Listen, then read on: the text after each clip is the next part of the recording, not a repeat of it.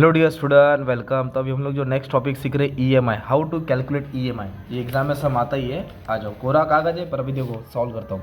देखो ईएमआई में क्या है, पहले क्वेश्चन को समझते हैं। लोन लिया 80,000, 12% के हिसाब से 4 महीना देना है, 12% साल का है, तो ईएमआई मतलब मंथली देना है, 4 महीने में रफा दफा करना है।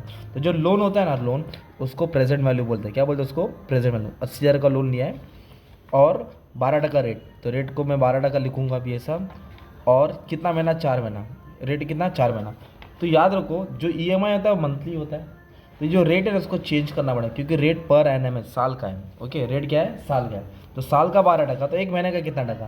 तो इसको मैं डिवाइड बाई 12 करूँगा, क्योंकि मंथली चाहिए अपने को। तो 12% को 12 से डिवाइड किया तो 1% आएगा। 1% बोले तो 1/100 आएगा, जो 0.01, ये तुम्हारा आई हो जाएगा। क्या हो जाएगा? आई।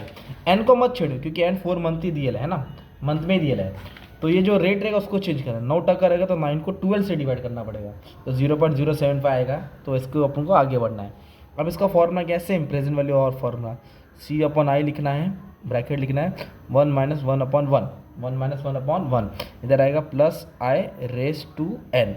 तो आप लोग जब ये सॉल्व करेंगे नहीं है आएगा, जो अपने को लोन लिया रहेगा, जो भी बाइक का पेमेंट रहेगा, जो भी कार का वैल्यू रहेगा, वो लोन होता है ना, वो अमाउंट प्रेजेंट वैल्यू रहेगा, वो 80,000 यहाँ लिखना है।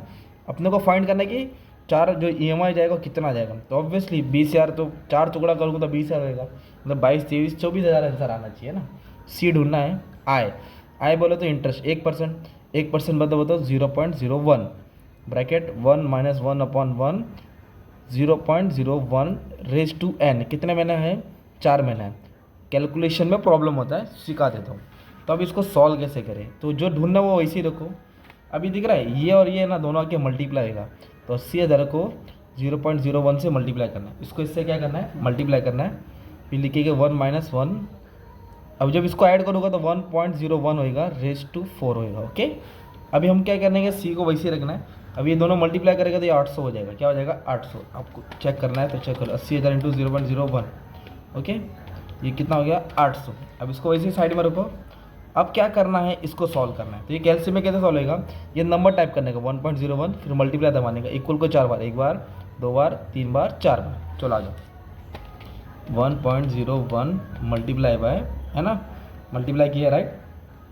अभी 4 है तो 3 बार दबाएंगे, इक्वल 1 2 3, 3 बार दबाना, सॉरी यार, 4 है तो 3 बार दबाना, 4 है तो 3 बार, 1.04060 आया।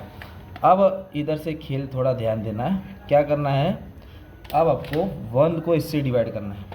तो 1 डिवाइडेड बाय 1.04060, 1 को इससे डिवाइड किया तो ये वैल्यू आ गई तुम्हारी 0.96098। ओके, फिर इसको 1 से माइनस करना है, तो मैं -1 दबा दूंगा। इसमें माइनस नहीं देखना, ठीक है, क्योंकि मैंने उल्टा माइनस किया। तो ये 800 ऐसे रखा, ये सी है, इसको इससे माइनस किया तो मेरा आंसर है 0.390। ओके, 0.39015। ये इतने सारे नंबर है। चलो और एक नंबर लिखिए, जितना नंबर रहेगा उतना ईजी है तुम्हारा कैलकुलेशन रहेगा।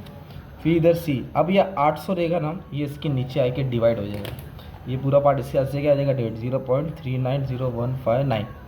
ओके, अब इसको जब हम डिवाइड करेंगे, ओके, 800 को डिवाइड कर रहे हैं 0.39015 ओके, तो इसको इससे डिवाइड करेंगे तो इतना आंसर आ रहा है 205040।